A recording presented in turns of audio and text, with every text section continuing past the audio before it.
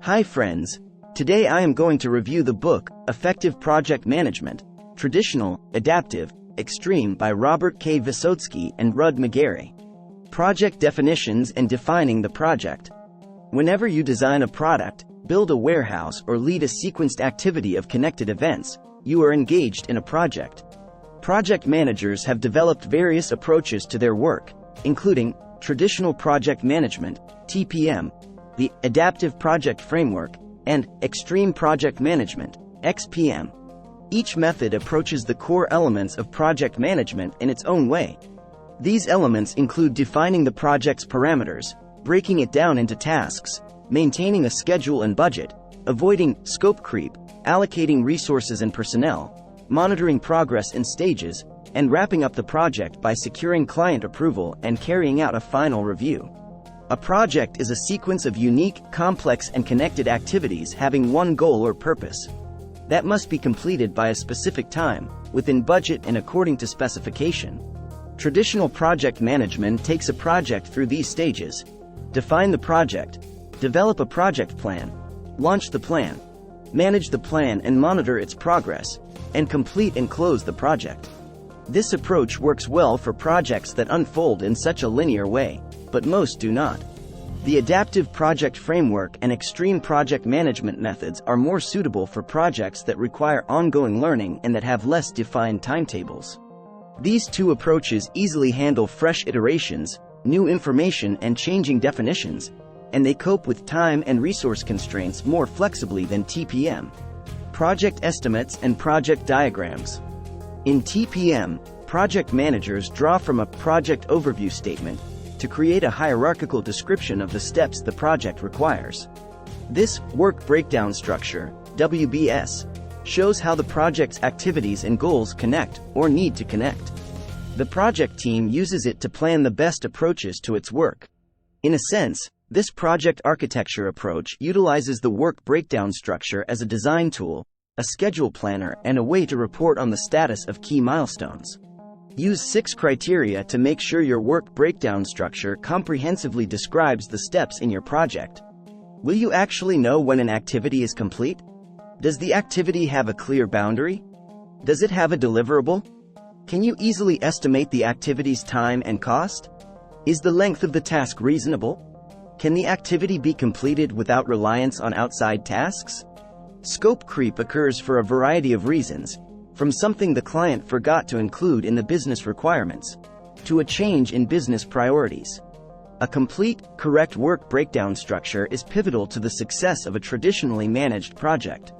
However, many projects hit scheduling problems because estimators incorrectly assess the varying skill levels of the workforce and fail to allow time for unexpected events. When you estimate a project's demand for time and resources, look at similar completed projects and associated historical data. For help, seek professional advice or use established estimating tactics. Project management should be based more on wisely chosen and repeatable approaches than on the creativity and heroic actions of a room full of smart people. Many managers create project network diagrams that show the sequence and dependencies of each project's tasks.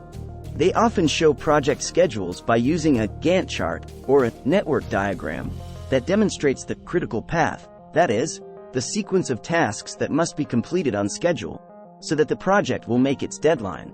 Experts derive the critical path by calculating the duration of each job and then estimating the earliest possible project completion date. Delay in a critical path activity creates a project delay. The alternative to the critical path approach is Critical Chain Project Management, CCPM, which focuses more on available resources, as well as on the length of tasks.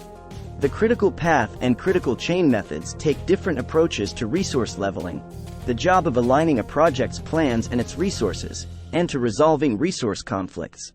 With the critical chain method, the project manager identifies and schedules tasks around the most constrained of the resources, increasing the probability of completing the project in less time than the critical path approach.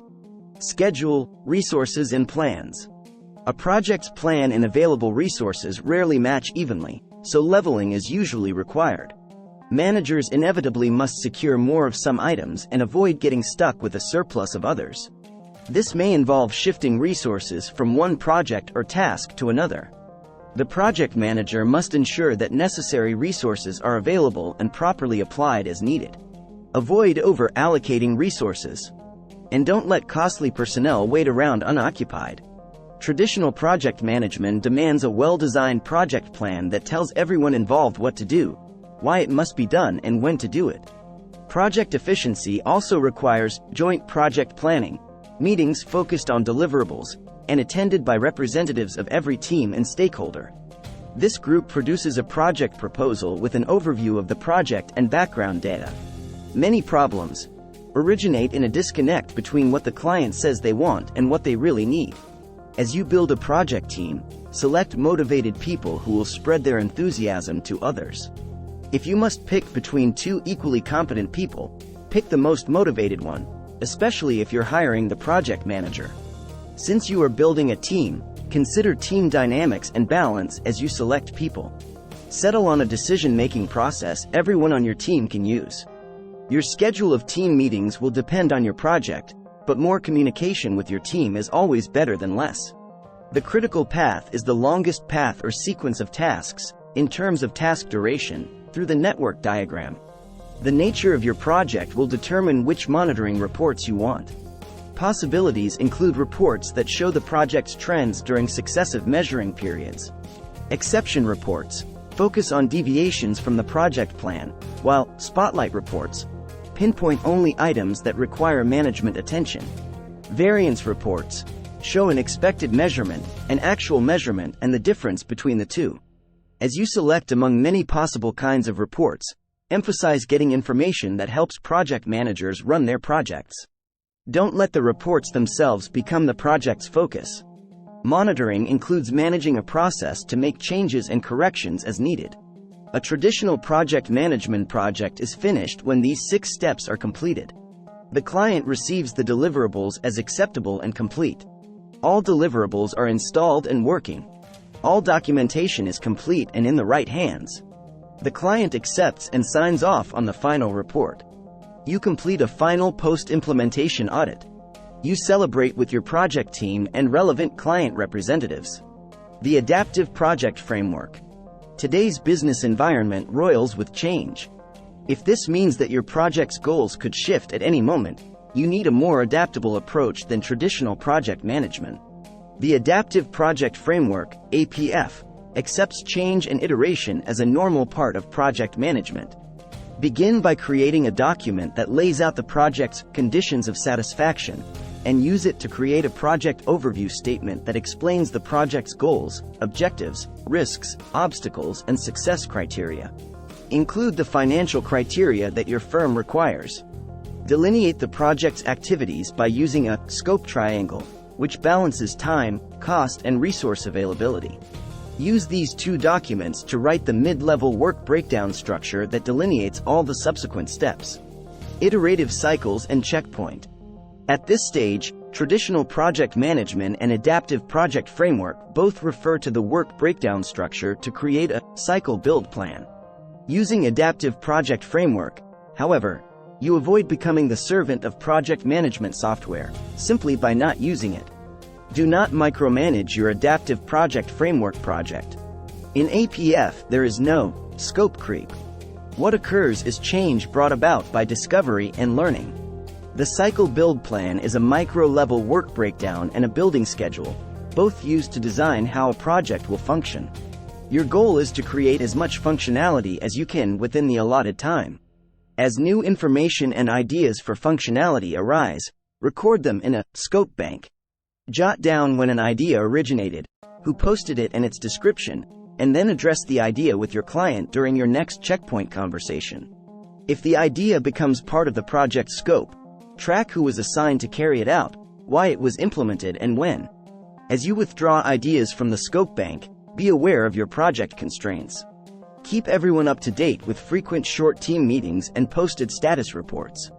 Repeat this process, from creating the schedule through adjusting the project's parameters, as often as necessary. With APF, the client is involved as a principal and decision maker at all critical junctures in the project. When the project is finished, Give the client a documented review of the new function it provides. Include lessons learned, a summary of your scope bank information, and a post-mortem of the team's work. If the client accepts the work and the project is complete, create your post-version review. An APF project has no end date until it becomes obsolete and is discarded.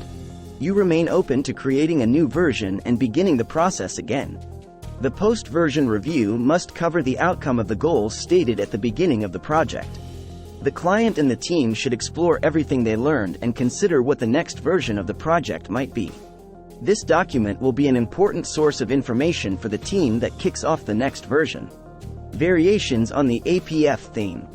The project plan is a system. It can get out of balance, and a get-well plan must be put in place to restore equilibrium. Extreme Project Management, XPM, is an adaptation of APF that comes into play if your project involves top speed and a high degree of change and uncertainty. You can add an expected number of cycles and their length, but no one will hold you to them too closely. To think the project through, speculate about how it could be done and what the client will need. Project plans and their execution are only as successful as the manager and team who implement them. The incubation phase is equivalent to APF's cycle building. The difference is that as your team learns new things during the initial exploration of an XPM project, it might shift the deliverables and adjust the goals. Assigning resources in an XPM project requires being opportunistic and creating synergy.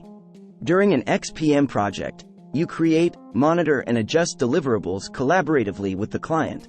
When you present your deliverables, also provide a project review that captures what the project taught, what more can be done with what it accomplished, what promising ideas deserve follow-up, and what the next cycle should include. Project portfolio management. The task of managing a portfolio of several projects has 5 phases. Establish a strategy for the portfolio you are creating. Evaluate projects for alignment with that strategy and accept only the ones that fit. Prioritize the accepted projects and submit the highest priority ones for funding. A project becomes active once its funding is certain, though it still can be postponed or canceled. Assign a project manager and create a team. It's time to use our brains to think through an acceptable solution rather than follow some prescribed formula that may be totally ineffective. I have tried to open your minds to the possibilities. You be the judge. Experienced project managers and team members are professionals with valuable, sought-after talents. Some professionals become so adept at certain kinds of projects that they set up firms to win contracts within that field. These firms try to balance their risk and resources across a range of projects and generally have a number of projects underway, for which they hire personnel as needed. Some large corporations with multiple, simultaneous projects in progress establish temporary program offices or permanent project support offices. These internal units support project teams, offer expertise, maintain professional quality, coordinate project software needs, train project participants, and provide a variety of resources for project managers, including advice. Their main purpose, however, is to save money for the company by reducing the risk of project failure. Takeaways. Use traditional project management, TPM, with clearly defined, linear projects. The Adaptive Project Framework, APF, is good for projects that require ongoing learning and do not have an articulated endpoint. Use Extreme Project Management to accommodate exploration and discovery. TPM and APF both divide projects into individual activities and their linear progression, but in different ways.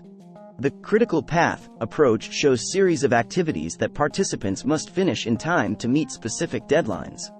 The critical chain method allocates resources more efficiently than the critical path method. APF accepts iteration and adjusts tasks during the project process. You can revise an APF project model or discard it when it becomes obsolete.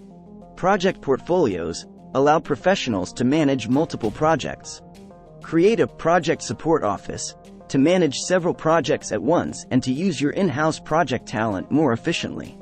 If you enjoy our content and would like to stay updated with our latest videos, please like, share, and consider subscribing to our YouTube channel. Your support means a lot to us. Thank you so much for watching.